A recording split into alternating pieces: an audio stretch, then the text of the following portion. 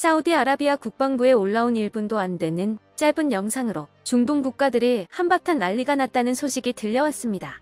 사우디군이 극비리에 도입했던 한국 무기가 사우디 국방부에서 공개한 영상 속에서 포착되었기 때문인데요. 한국으로선 드러내지 못하고 있었던 수출 실적이 공개되며 현재 진행되고 있는 무기 수출의 추진력을 더해줄 것으로 기대받고 있습니다. 자세한 소식 알아보도록 하겠습니다. 지난 1일 사우디 국방부의 공식 SNS 계정에 사우디 참모총장이 사우디 남부군을 시찰하는 영상이 올라왔습니다. 그런데 영상 한편에 포착된 미사일 발사 차량이 우리 눈에 너무 낯이 익었는데요. 영상에서 포착된 차량은 바로 대한민국의 다연장 로켓 시스템 K-39 천무였습니다. 그동안 사우디가 한국 무기를 도입했다는 추측들은 무성했었지만 확실한 물증이 그것도 공식 매체를 통해 포착된 것은 이번이 처음이었습니다. 이미 예전부터 관계자들 사이에서 천무 다연장 로켓이 사우디에 수출되었다는 것은 공공연한 사실로 여겨지고 있었는데요. 지난해 3월 한화그룹과 사우디 국방부 사이에 1조 원 규모의 대규모 방산 계약이 체결되었다는 기쁜 소식이 들려왔었습니다. 폴란드 수출 계약이 타결되기 이전인 당시엔 괄목할 만한 수출 성과였죠. 그런데 어째서인지 한화와 사우디 양측 모두 구체적인 계약 내용을 공개하지 않았었는데요. 당시 한화 측에선 사우디 국방부와의 방산 계약 관련 세부 내용을 일절 공개하지 않기로 합의했기 때문에 수출 품목은 공개할 수 없다고 밝혔었습니다. 사우디 측에서 계약 내용을 발설할 경우 계약을 무효로 돌리겠다는 강경한 발언까지 했었다고 하죠. 그러나 당시 방위사업청에서 사우디 수출 관련 정보들이 공개되면서 어떤 무기가 수출되는지 어림짐작해 볼 수 있게 되었는데요. 계약 사항에 기술 이전 조항이 포함되어 있었기 때문에 방위사업청의 기술 이전 검토 의뢰가 들어갔고 다음과 같은 내용들이 정보 공개 목록에 포함되어 있었습니다. 때문에 군사 전문가들과 정통한 밀리터리 마니아들은 사우디에 천무가 수출되었다고 이전부터 확신하고 있었는데요. 이번 사우디 국방부의 영상을 통해 공식적으로 확인되면서 사우디아라비아는 아직 천무가 도착하지 않은 폴란드보다 먼저 세 번째 천무 운용국의 자리에 이름을 올리게 되었습니다. 당시 사우디아라비아에서 천무 다연장 로켓을 도입한 것은 지난해 후티 반군의 탄도 미사일 공격이 극심해져 이에 대한 대응으로 발사 지점을 원점 타격하기 위한 것으로 보이고 있습니다. 또한 옆나라인 아랍에미리트에서 이미 천무를 도입해 운용하면서 매우 만족하는 모습을 보여주었던 영향이 큰 것으로 보이고 있습니다. 2017년 한화는 아랍에미리트와 극비리에 7천억 원대 천무 수출 계약을 맺었었지만 당시에도 수출 사실을 비밀로 해달라는 아랍에미리트의 요구에 따라 수출 국명을 공개하지 않고 있었는데요. 이후 2019년 아랍에미리트 사막에서 실사격을 실시하는 천무 영상이 공개되며 아랍에미리트에 수출되었다는 사실이 드러났었고 2021년 아랍에미리트 현지 언론을 통해 공식적으로 확인되었습니다. 이처럼 중동 국가들이 한국 무기를 도입해 놓고 비밀에 붙이는 경우는 한두 번이 아니었는데요. 지난 2022년 사우디에서 프랑스제 고속정을 도입하면서 고속정면 무장으로 국산 유도로켓 비궁을 도입했었다는 사실이 드러났었습니다. 북한의 고속정과 소형 보트를 상대로 한 발에 10억이 넘는 대한미사일을 사용하기란 너무 낭비였기에 해상용으로 개발된 유도로켓 비궁은 현재 해병대에 배치되어 연안 방어용으로 사용되고 있는데요. 마찬가지로 후티 반군의 고속보트를 이용한 미사일 공격에 시달리고 있는 사우디군에서 최적의 대응수단으로 비궁을 도입했었던 것입니다. 또한 한국판 제블린 미사일인 현궁 역시 사우디와 아랍에미리트에서 극비리에 수입해서 반군을 상대로 사용 중이라는 사실이 사우디군과 아랍에미리트군의 비공식 교전 영상들을 통해 드러나기도 했습니다. 이처럼 중동 국가들이 무기 수입 사실을 공개하지 않는 이유는 실시간으로 교전이 일어나고 있는 민감한 상황이기 때문인데요. 한국에 뛰어난 미사일들이 도입되었다는 사실을 비밀로 함으로써 적이 대응할 틈을 주지 않기 위함인 것이죠.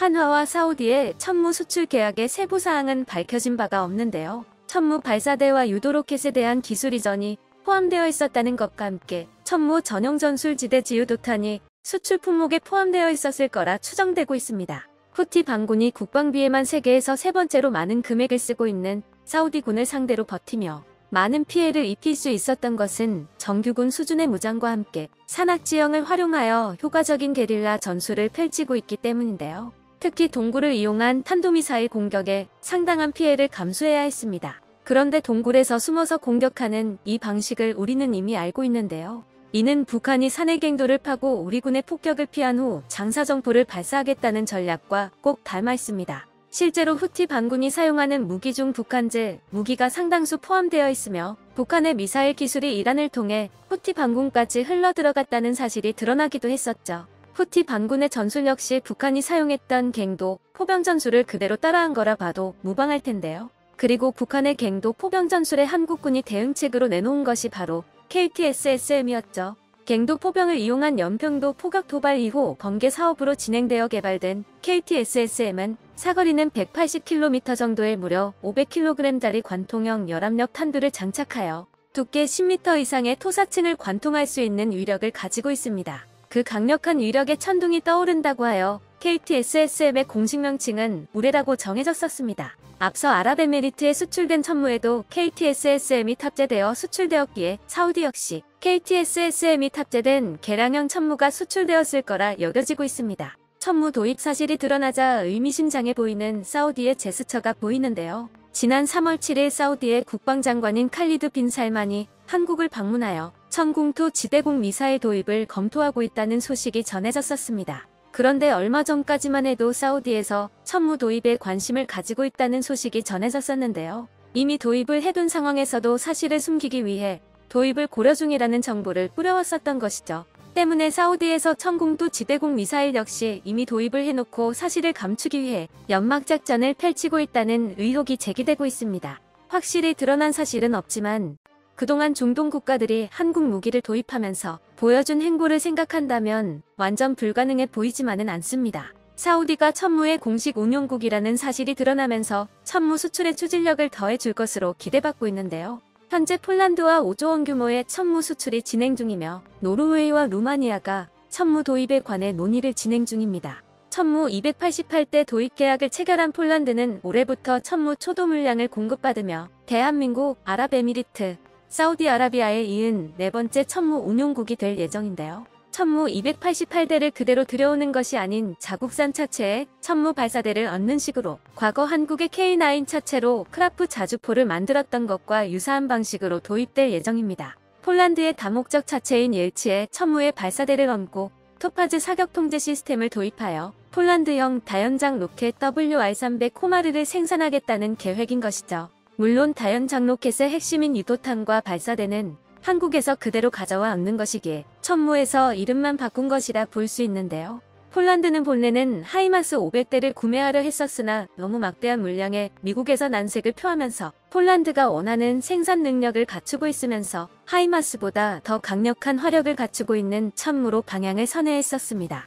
한국 덕분에 탄생할 수 있었던 폴란드 크라브 자주포로 완전히 무너질 뻔한 자국 방위산업의 숨통을 붙잡아둔 상황에서 또 한 번 한국의 도움을 빌려 폴란드 방위산업의 부활을 꿈꾸고 있는 것입니다. 현재 한국은 폴란드를 한국 무기 생산기지로 삼아 유럽 수출의 전초기지로 만들기를 원하고 있기에 폴란드가 알아서 한국 무기로 유럽 시장에 진출하려 해준다니 두 팔 벌려 환영할 만한 상황입니다. 한화디펜스는 폴란드에 이어 노르웨이에도 천무 수출을 추진하고 있는데요. 노르웨이 최대 방산기업 콩스버그와 손을 잡고 노르웨이의 다연장 로켓 도입 사업에 도전장을 내밀었습니다. 콩스버그는 이전부터 한국 방산기업들과 협력해 왔었는데요. 노르웨이 수출형 자주포 K9 비달을 도입 사업에서도 하나디펜스의 파트너사로 참여했었고 핀란드와 에스토니아 K9 납품 과정에서도 협력을 이어왔었습니다. 지난 2020년 호주 정부의 자주포 도입 사업에서 하나디펜스의 K9 자주포 파트너사로 선정되기도 했었죠. 또한 콩스버그는 노르웨이 전차 사업에서도 당연히 테스트에서 압도적인 결과를 보여준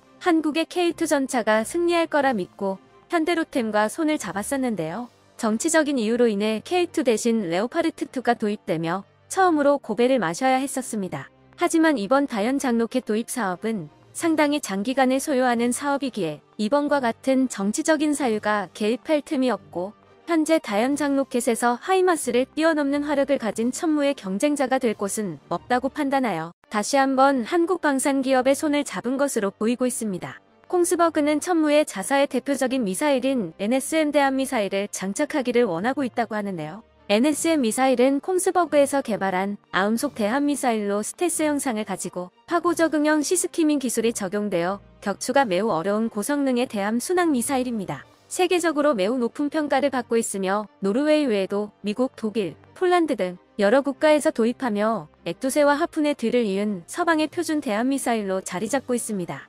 강력한 성능의 국산 미사일뿐만 아니라 세계적으로 인정받고 있는 콩스버그의 미사일을 탑재함으로써 천무 시스템의 수출 경쟁력이 기하학적으로 상승할 것으로 기대받고 있습니다. 중동에서 한국 무기 도입 사실을 감추려 하는 모습을 통해 한국 무기가 전쟁의 판세를 뒤바꿀 강력한 병기로 여겨지고 있다는 사실을 알 수 있습니다. 과거 냉전 시절 미국이나 소련제 첨단 무기를 극비리에 도입했던 것과 같은 취급을 한국 무기가 받고 있다는 것이죠. 몰라보게 달라진 한국 방산의 위상에 자랑스러움을 느끼며 보이지 않는 곳에서 구슬땀을 흘렸을 방산 역군들에게 늦게라도 박수를 보내봅니다. 끝까지 시청해주셔서 감사합니다. 도움이 되셨다면 좋아요를, 다른 이야기도 궁금하시면 구독을 눌러주세요.